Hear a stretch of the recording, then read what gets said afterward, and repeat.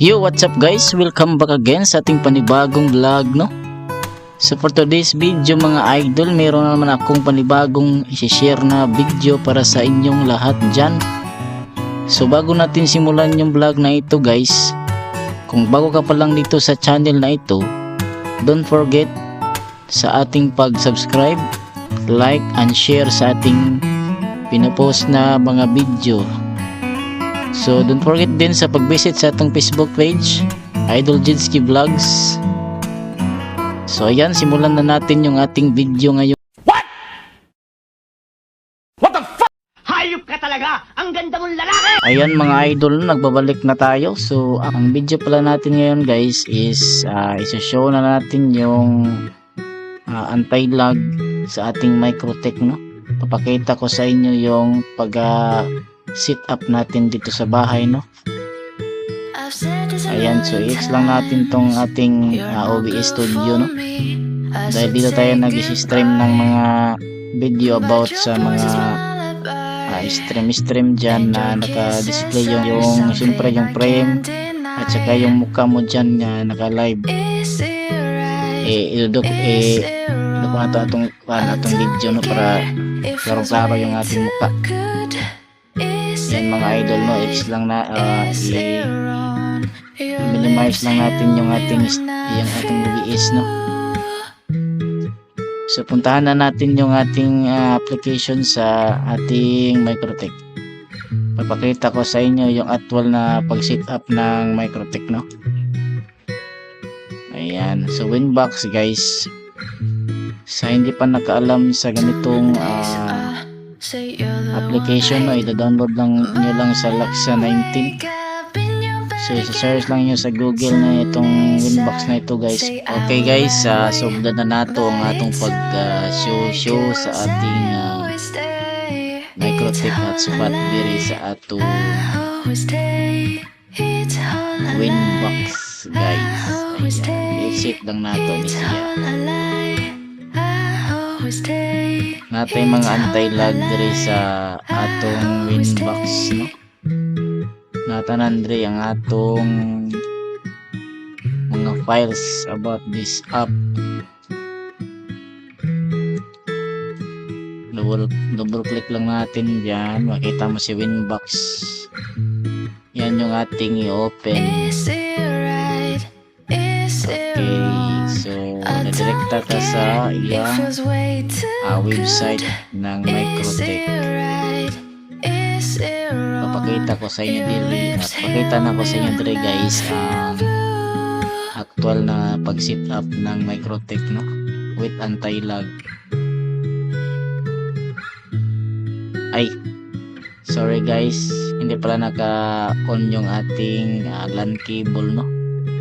X lang muna natin yan. Saksak na atong LAN cable. Ito yan guys, tingnan nyo guys, yan pong ating LAN cable, no?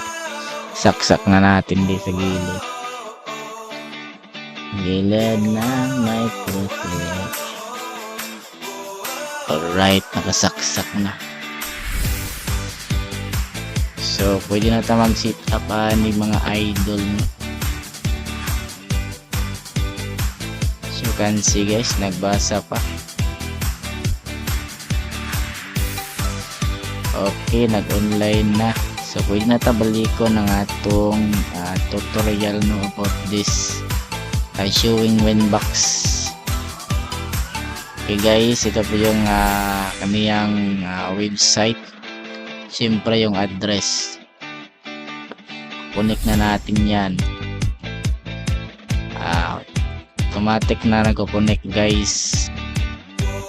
Bridge, ito po yung ating setup sa bridge. Yan, fix na natin. Tapos sunod na guys is ISP. Siyempre yung address. Yan tong address na ginagawa natin. Ito po yung hotspot. Siyempre yung ISP either 2. Ito po yung kaniyang internet addresses list. Pero guys, bridge LAN interface, internet DI. Then Bridgeland 1, iba sa akong himo ni. Iba ko sa akong himo diri ni Gen 3. Ayan.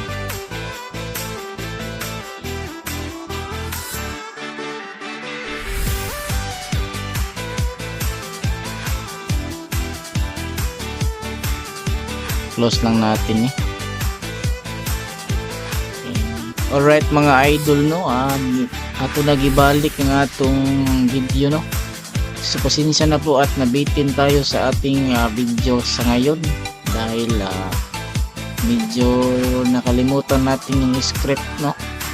So ato balikod ning atong kuan guys, Winbox. So minimize lang nato ni. Kaya ato balikon tong atong Winbox, no. Nadiri ang nakasulod tanan ng atong mga program. So ato i-click si Microtech dahil dito si Microtech sa Winbox, no? Nga i-click na nato Cotron eh. Then connect.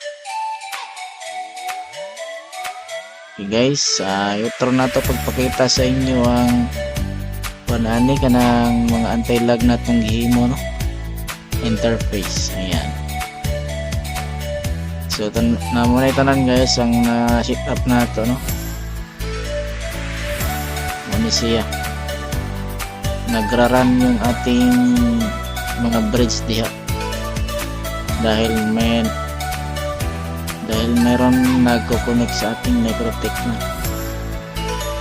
Then yung bridge muni atong bridge nga i-set up.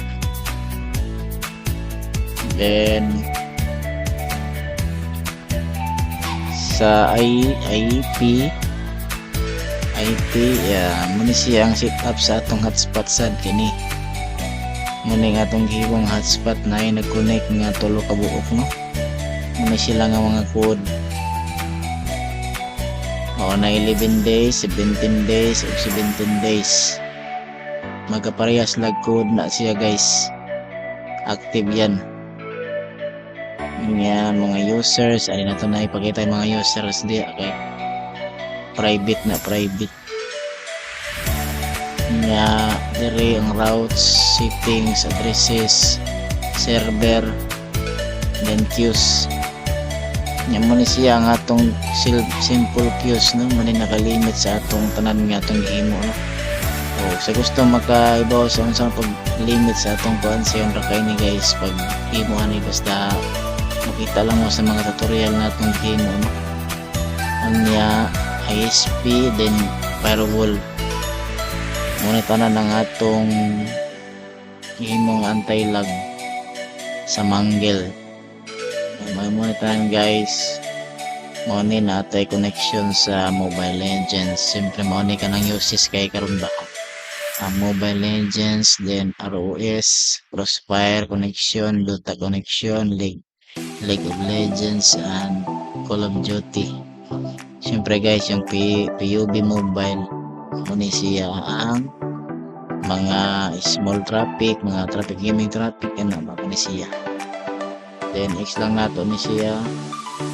Then ato sa ni X na yung duha dire.